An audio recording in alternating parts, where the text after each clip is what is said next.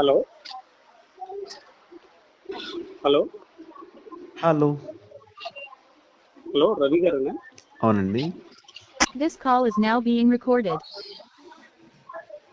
Brother, yes brother, నేను రవిని మాట్లాడుతున్నాను, చెప్పండి. మీరు పక్క క్రైస్తవులే కదా? అవునండి. ఇప్పుడు రాధా మనోహర్ గారు నా భార్య అని చెప్పి వీడియో పెట్టారు కదా. ఎస్. రాధా మనోహర్ గారు చెప్పిన దాంట్లో తప్పేమన్నది? ఏమని చెప్పాడు ఆయన?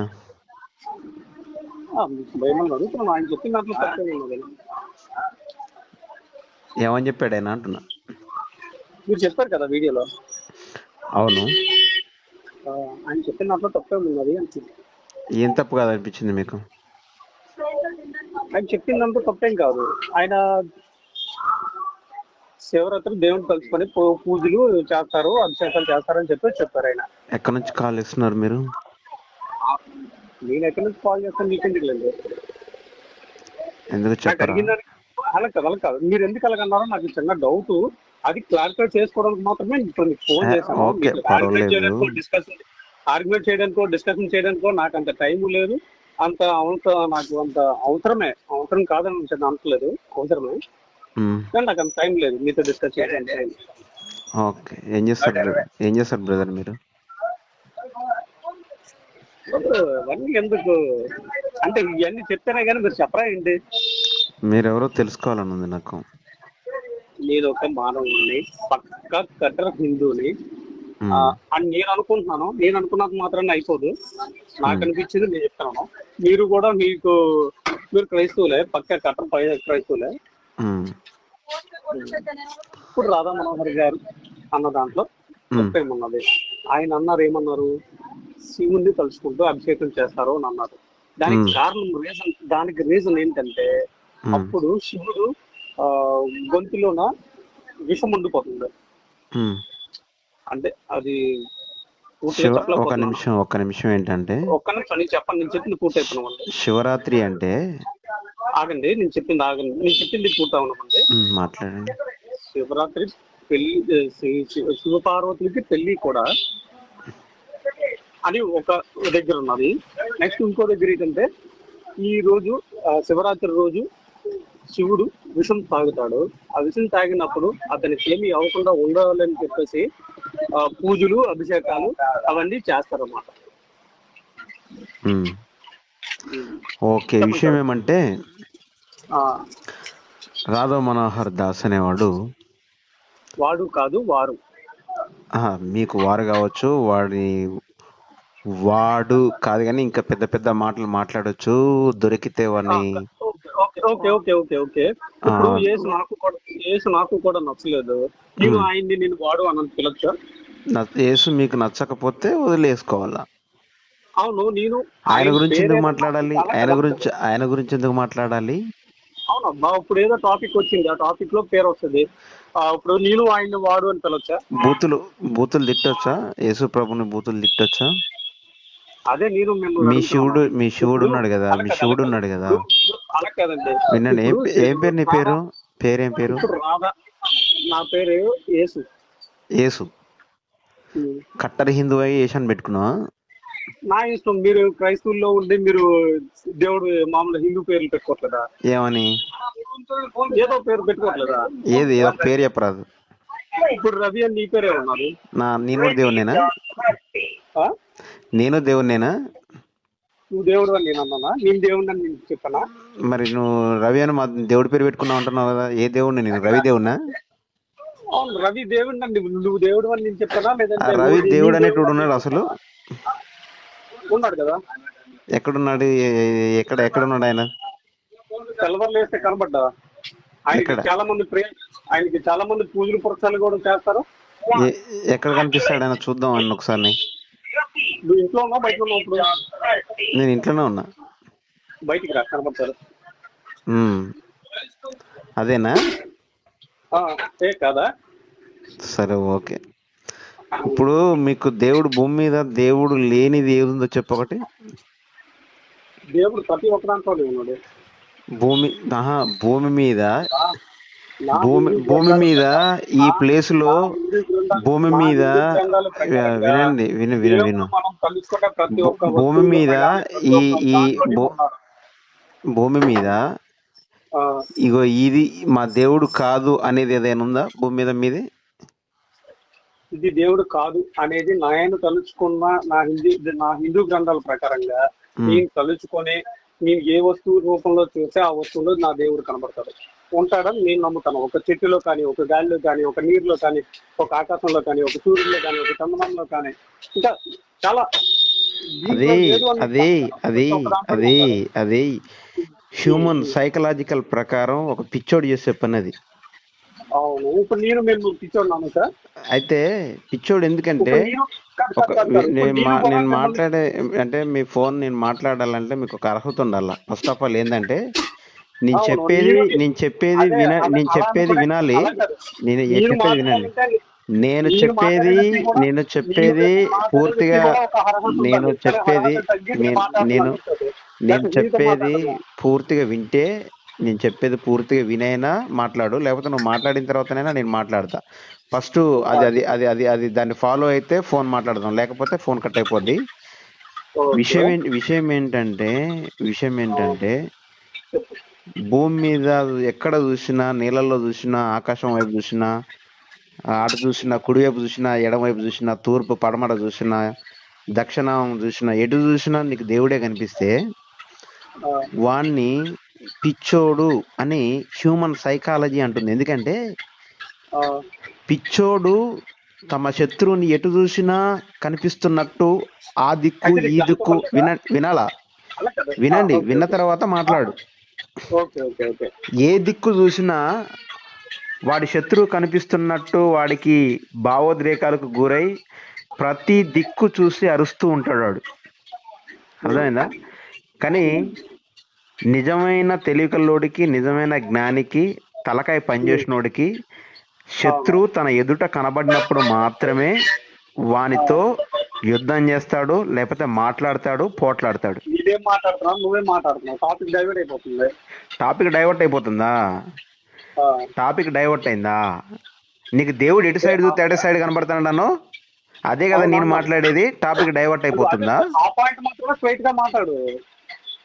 అదే స్ట్రైట్ గా ఆ మాట్లాడేది పాయింట్ అదే. మాట్లాడు. నీకు దేవుడు ఆ ఏ పాయింట్ సైడ్ మాత్రం చూస్తే తీసుకో. ఆ సైడే కనబడుతుంది అన్నావు కదా, పిచ్చోడికి కనబడుతుంది అట్లా. మంచి ఓకే, ఓకే, తెలియకల్లోడికి అలా కనిపించదు. తెలియకల్లోడికి శత్రు ఎదురు ఉన్నప్పుడే మాట్లాడతాడు. ఓకే. వాడు అందులో ఎక్కడ మాట్లాడాలో అక్కడే స్ట్రైట్ గా మాట్లాడతాడు. నలుదిక్కులు చూసుకుంటా ఎక్కడ చూస్తే అక్కడ అదే కనిపిస్తుంది నాకంటే అది పిచ్చోడికే కనిపిస్తుంది అట్లా. ఇప్పుడు నువ్వు ఇంట్లో నుంచి బయటకు వస్తావు కదా, ఉమ్. ఎండేంటి ఎంత ఉన్నది అని అడుగుతావు, ఏంటమ్మి? అనుకుంటావా అనుకోవా? ఏంటమ్మా? ఇప్పుడు నువ్వు గాలి పీల్చుకుంటున్నావా? గాలియా? ఆ, పీల్చుకుంటున్నాను.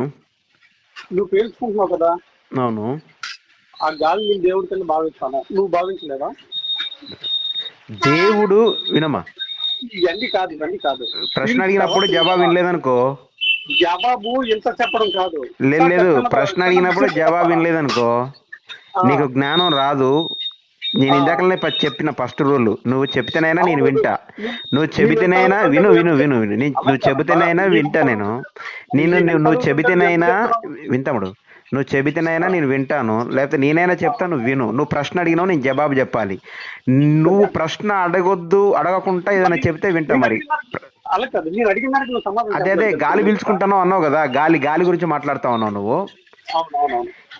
ఇప్పుడు గాలిని నువ్వు దేవుడిలాగా భావిస్తున్నావు, అవునా? అవును, ఎప్పుడైనా గుర్తుంచుకో, చెప్పు. ఇచ్చించుకోవాలా లేదా నేను ఆలోచిస్తాను. సృష్టించిన వాడు విను, సృజించిన వాడు దేవుడు.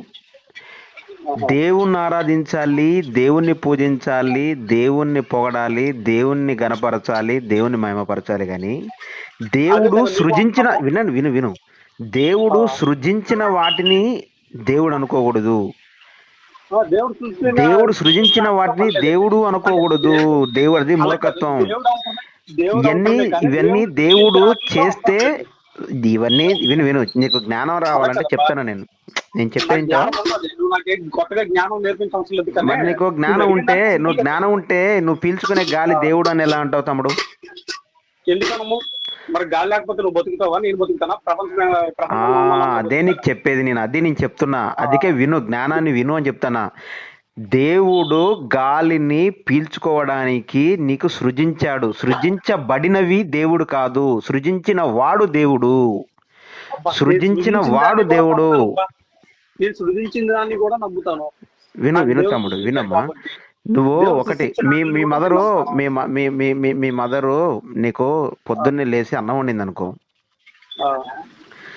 మీ అమ్మ లేచి నీకు పొద్దున్న లేచి భోజనం వండింది, అన్నం వండుతుంది. మీ అమ్మ వండుతుంది కదా. మీ అమ్మ చేసింది దేవుడు కాదు. మీ అమ్మ చేసింది దేవుడు కాదు. మీ అమ్మ దేవుడై ఉండాలా. మీ అమ్మగా ఉండాలి కానీ మీ అమ్మ ఉడికిచ్చిన అన్నాన్ని నువ్వు అమ్మ అనుకుంటే కుదరదు. మా అమ్మ దేవతే, మా అమ్మే కాదు మీ అమ్మ కూడా దేవతే. అరే నీకు చెప్పేది నువ్వు లాజికల్ తమ్ముడు, లాజికల్ మిస్ కాకమ్మా చిన్న. నేను చెప్పేది ఏంటంటే నీకు అర్థమవుతుందా? నువ్వు జ్ఞానాన్ని ఆస్వాదిస్తే నీకు చూడమ్మా, నీకు జ్ఞానాన్ని వినిపిస్తుందా నేను మాట్లాడేది నీకు? నువ్వు తర్కవాదన పెట్టుకుంటే తమ్ముడు నీకు జ్ఞానం రాదు, ఫోన్ కట్ అయిపోతుంది. నీకు కొద్దిగా అయినా ఈ ఫోన్ కట్ అయ్యే లోపు జ్ఞానం నేర్పుదాం అనుకుంటున్నా. లేదు అజ్ఞానంలోనే ఉంటావా? అజ్ఞానంలోనే ఉంటావా? అంటే ఇప్పుడు బైబిల్ నమ్మిన వాళ్ళందరూ జ్ఞానులు, బైబిల్ నమ్మలేని వాళ్ళందరూ అజ్ఞానులు అంటావా? ఏమో తమ్ముడు, అది నీకు తెలవాలి మరి. నువ్వు చెప్తావు కదా, నువ్వు చెప్తున్నా. నేను నీకు మంచి లాజిక్ చెప్పినాను, దాన్ని మిస్ అయిపోతాను. అదే లాజిక్, అదే నేను అడిగిన దానికి నువ్వు సమాధానం కరెక్ట్గా చెప్పట్లేదు. ఏమన్నావు తమ్ముడు? ఏమన్నావు? నేను అడిగిన దానికి సమాధానం నేను చెప్తుంటే లేదు నాకు వేరే లాగిన పడ్డది. మళ్ళొకసారి చెప్పది ఏంటది? నువ్వు ఏమని మాట్లాడినావు ఇప్పుడు? బూత్ మాట్లాడినావు ఏమన్నా? బూత ఒకసారి వీడియో ఒకసారి సరే ఈ మాటలు మళ్ళీ ఒకసారి రికార్డింగ్ ఉంటుంది కదా, వీళ్ళు ఒకసారి నేనేం మాట్లాడానో తెలుసు. సరే తమ్ముడు, నీకు ఒక విషయం చెప్తున్నాను. సృజించిన వాడు దేవుడు, సృజింపబడినవి దేవుళ్ళు కావు. అది నీళ్లు కావచ్చు, సూర్యుడు కావచ్చు, నువ్వు పీల్చుకునే గాలి కావచ్చు. కాదు, ఇప్పుడు నువ్వు ఎక్కడికైనా ప్రయాణిస్తావు, నీకు బాగా ఎండ వస్తుంది, చెట్టు కింద ఉంటావు 2 నిమిషాలు, నీకు చెట్టు నీడనిచ్చింది కదా, నీకు చెట్టు కూడా దేవుడే. చెట్టు నీడైతే చెట్టు కూడా దేవుడు అవుతుందా? అవుతారు. ఎందుకు అవుతుంది? చెట్టు నీడనిచ్చిందంటే దేవుడు కదా. సరేలే, నీకు ఇప్పుడు పెళ్ళి అయ్యే వరకు భోజనం కానీ వంటలన్నీ వండి పెట్టింది మీ అమ్మ.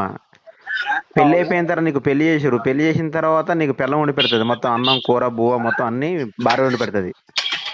అట్లనేసి పిల్లం తెల్లి అవుతుందా? అదే తమ్ముడు, లాజికల్ తెలుసుకోమ్మా. నేను చెప్పేది అదే, నీకు అర్థమవుతుందా? నీకు చెట్టు నీడనిచ్చింది నీకు. తమ్ముడు నీకు ఒక విషయం చెప్పనా? విను. నేను నీకు ఒక జ్ఞానం నేర్పుతుంది. ఇప్పుడు దేవుడు వినమ్మా, నేను చెప్పేది విను. దేవుడు ఏం చేసిండంటే నువ్వు పేరు చెప్పుకోవడానికి భయపడుతున్నావు కానీ నీ పేరు ఉందో నాకు తెలియదు. ఏసా? సరే, ఓకే, సంతోషం, చాలా సంతోషం. అయితే దేవుడు భూమి పైన చెట్లని, జంతువుల్ని, పక్షుల్ని, క్షీరదాలని, భూమిని, ఆకాశాన్ని సృజించాడు. చెట్టు నీడ నీకు చెట్లో ఉన్నటువంటి గాలి, ఆ ఆకుల ద్వారా వచ్చేటువంటి గాలి, ఆ చెట్ల ద్వారా ఆక్సిజన్ నీ బాడీలోకి వెళ్తుంది. నీకు ఎండగొట్టినప్పుడు కొద్దిసేపు సేద తీర్చుకోవడానికి ఆ చెట్టు కిందికి వెళ్ళి నువ్వు రిలాక్స్ కావచ్చు. అంత మాత్రాన అది దేవుడైపోదు. నీకు దాహం అయినప్పుడు నువ్వు వాటర్ తాగు, అది నీకు దేవుడైపోదు. నీకు ఆకలైనప్పుడు అన్నం తిను, అది నీకు దేవుడు కాదు. నీకు ఇంట్లో నైట్ పడుకోవడానికి ఒక గృహం కావాలి కాబట్టి ఇంట్లోకి వచ్చి పడుకో, అది నీకు దేవుడు కాదు. అవన్నీ సృజింపబడినవి, నీ అవసరాలకి తగినట్టు ఆయన నిర్మించాడు. ఆయన ఎవరు? దేవుడు దేవుళ్ళలాగానే చూడు, వస్తువులాగానే చూడు. అవి నీ అవసరాల కొరకే, నువ్వు బ్రతకడం కోసం అయినా ఏర్పరిచిన ఒక వస్తువులు. వాటిని దేవుడు అంటే మూర్ఖత్వం అవుతుంది. సృజింపబడినవి దేవుళ్ళు కావు, సృజించిన వాడు దేవుడు. అర్థమైందా?